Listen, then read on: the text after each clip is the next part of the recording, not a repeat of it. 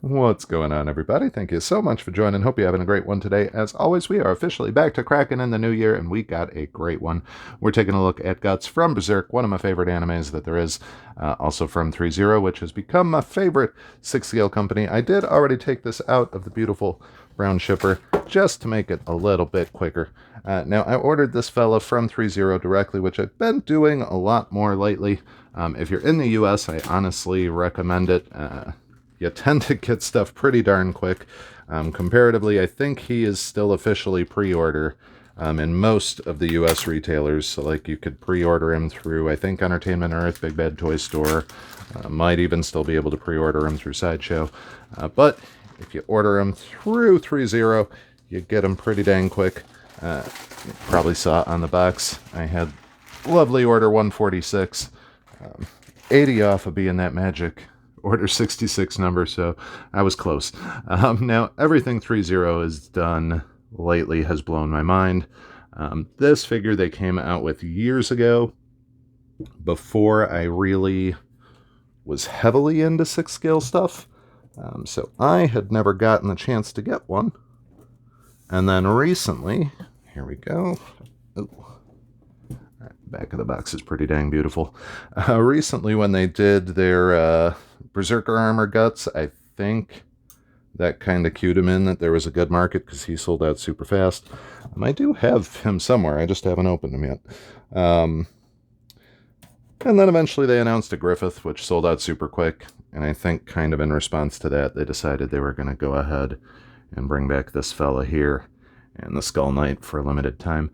I do have the Skull Knight as well. I tried doing an unboxing video for it, but it is just so dang big and clunky that it didn't really come out all too well.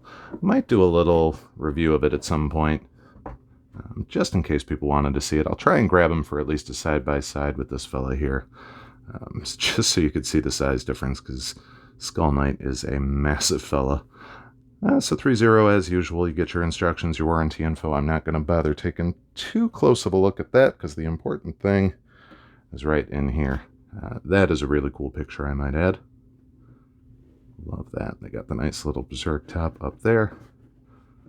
This one also has a pretty large box, so we're going to try and do this as best we can to get everything in view. Man, oh man, am I excited about this one. So if you've never seen Berserk, it's a very adult anime. Not, full-on hentai or anything like that. Oh, that sword. Beautiful. But there is a lot of blood and guts. I mean, heck, the character's named Guts. A lot of adult themes. To kind of give a very, very simplified synopsis of the show, if you aren't familiar. Essentially, this fella here is part of a group of adventurers.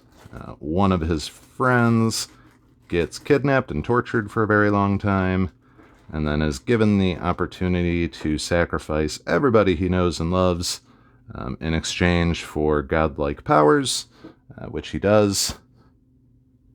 Man, this is so dang cool. Goes a little bit crazy, kills a whole bunch of people, makes this guy very angry. He goes berserk, hence the title. They fight. And throughout the entire series, it's basically him running around trying to kill these demon things. And meanwhile, he's got this brand on him that makes demon things try and kill him. Don't need that. But if you like really violent swordplay, really just violent anime in general, it is a good option. And we kind of got stuff flopping all over the place here. So we'll play around a little bit with this. I'm surprised at how his arm moves. That is a big separation there. Granted, it's going to be covered by the armor there, but that is a huge gap. Now, one thing I have heard complaints about these, since they are older figures, is just some of the actual articulation. The joints are incredibly stiff. This should be bendable. It definitely is, but It's one of the older seamless ones, so it kind of looks weird and bunches up when you do. It's a little bit of a bummer. Not the end of the world by any means. Man, look at how cool those wraps are. So that's actually a cloth wrapping that they did on them, which is very nice. Even just the way they've got the blood spatter. I mean, honestly, they knocked it out of the park there. All of these little knives and stuff should fully be removable as well. And they are absolutely gorgeous. Also real fabric on the wrap of that. They are plastic, but they did a dang good job of painting and weathering them to make them look like nice shiny steel. Really nice work there. Go in your home. Close enough for now. And then also his throwing daggers you can pull out, at least in theory, if it wants to be nice. Wiggle, wiggle, wiggle. There we go. So you also get a nice little army of those. Now he does, of course, come with his Dragon Slayer sword, which is that massive thing down there we will take a moment look at in just a moment. And, oh look, they articulated his fingers. That's fancy. Those are very delicate, so if you're clumsy like me, be careful. One of the things that happens when he goes kind of crazy, a big demon monster bites onto his arm and he gets all mad and just kind of rips his own arm off to get away from it. And then later he builds this cool little, it's essentially a robot arm for lack of a better term. I mean, it doesn't really have any power to it, but does let him wield it like a crossbow and all that good stuff. Very good joints. Quite a good amount of movement in the legs. Honestly, the only real concerns I have as far as flexibility go are in the actual arms. They don't seem to be... They could just be really stiff joints, but there's such a gap up there. Just feel weird kind of moving them around. And then this thing, I feel like is not supposed to just be hanging that way. I'm guessing that it would come around, connect to the bottom of this. Maybe? Might have to play with it. It's clearly not supposed to just be hanging there. I would assume it's supposed to be connected somewhere to the back, and I probably just unhooked it. But that'll be something fun for me to dig around with and try and find the actual spot to connect it to. Not the end of the world. It's obviously not, broken or anything, because you can see it's just a kind of like a generic jewelry clasp. There's a very good close-up of the armor there if you wanted it. Come on. Success. Speaking of the armor, they did an amazing job with this. The paint stuff that they did on this is phenomenal. Really cool head sculpt as well. All right, I've kind of ranted about that long enough. We'll usually do a little bit of a look-see at his feet. Gave a nice leather boot wrap there, which is nice. Interestingly, no, those feel like leather too. So it feels like there's actually leather on the boot and then the armor covering,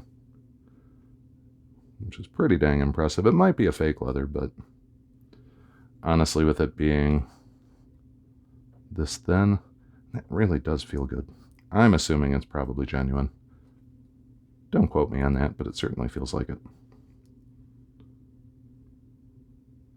Then again, with leather, you really never know. They do pretty good stuff with it these days. All right, so we're going to take you and tuck you in here for now.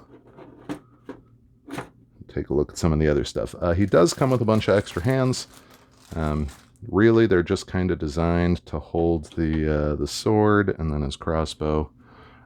I am very impressed with really just how super cool they did with the blood. I know that doesn't make sense. They did a really good job with the blood, and it's super cool. There we go. But even just bloodying up the knuckles and stuff, I'm easily amused, and they did a good job with that one. You do also get a separate head sculpt, which I am hopefully going to pull out. There we go. Now, sadly, this is before the era of ThreeZero making goofy head sculpts for everyone. So really, just very angry guts is as close as you're going to get to a goofy version of it. There you go, if you want to give angry guts a kiss. I don't hate this sculpt. I probably won't use it. I might put this on the Berserker armor one, because I've seen other people do it, and it does look pretty dang cool. It's a good fit with that armor. So I might end up going that route. It is a really nice head sculpt, though. But didn't have the pointed ears. I feel like it would be a good thing to do other random kit bashing with. You probably still could. I actually don't think I've ever noticed that his ears get pointed when he's starting to go berserk. It's kind of fun. Now I'm going to have to, like, go and look through the manga, and gives me an excuse to rewatch some of the anime, so I don't mind.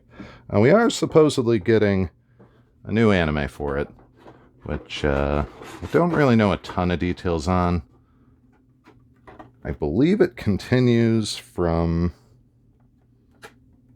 basically picks up where the newer version of the anime left off. Alright, you know how much I hate tape, so this is not a pleasant thing. There we go.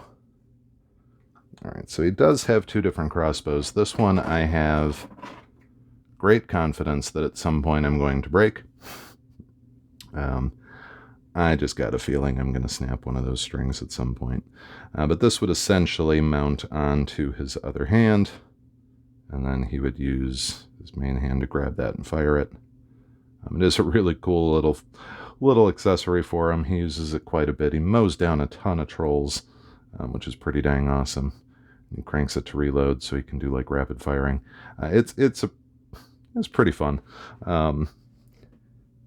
Like I said, my only concern there is just how kind of delicate it is, especially with just that little cord there. It reminds me a lot of the bow and arrow for the Red Dead Redemption figure that I had gotten, and that did not last very long. I broke that pretty quick, which is sad to say, but you know, it is what it is. I'm not gonna take... well, I guess. So he's also got the closed version of the crossbow, in case you just wanted to attach that without it being fire ready. You've kind of got that option, which I do like that they gave you.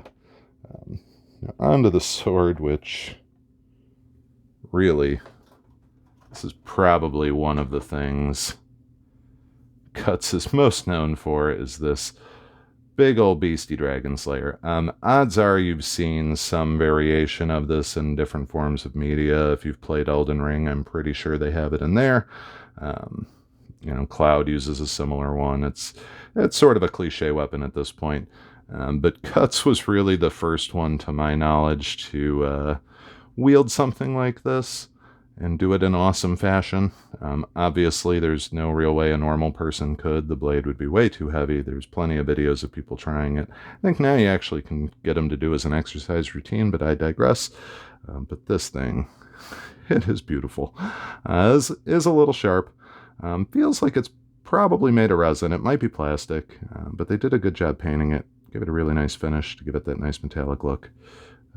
They did do actual wraps on the handle, which they also bloodied up because they are smart. And they did it in a good way, too.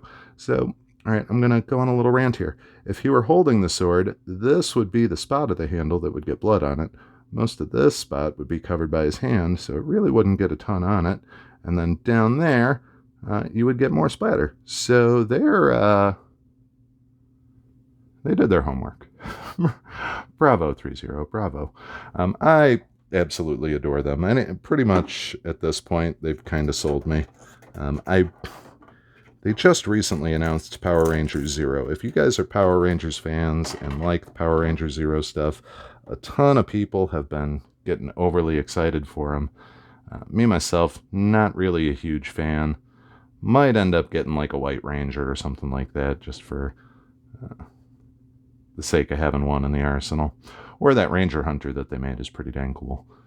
Jeez, look at how they weathered that. So this cloak is awesome. It is wired, so you can kind of bend it around as you want. Yeah, that's just gorgeous. So that'll be kind of fun to wrap him up in. Of course, this is one of the things that helps him get the moniker of the Black Swordsman. You wouldn't really be the Black Swordsman if you aren't wearing black. So that's certainly a nice little add-on for him. I'm going to try and see if I can get this sort of quickly cleaned up a little bit. And then hopefully grab the Skull Knight real fast just so you can see them side by side and get an idea how they size up with each other. Fortunately, this is one of those figures that I have no intention of ever reselling, so I'm not too concerned about packaging it correctly. Just want to make sure it's all easy to get to. And with that, we'll be right back. Alright, and just for a quick little size comparison, here you have him next up to his buddy, the Skull Knight. Kind of a team-up character from the show and manga. Also, a few little things that I noticed that I kind of want to draw attention to just because I was impressed. Somehow, I did not realize that they did an actual spring there for his elbow. That's awesome, but again, if you're like me, big and clumsy, that might break. It does seem like it would be an easy thing to replace. The other thing that I thought was fun, just because I never noticed, is they've got a nice little ThreeZero stamp on the bottom of his boot.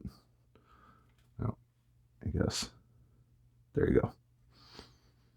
Really not that impressive by any means, but had never noticed it. And now I'm going to continue looking at the bottoms of all of their feet and see what type of stamps they've got. So, for example, Skull Knight here has that cool one. So that's fun. Learn something new every day. All right, that'll do it for this one.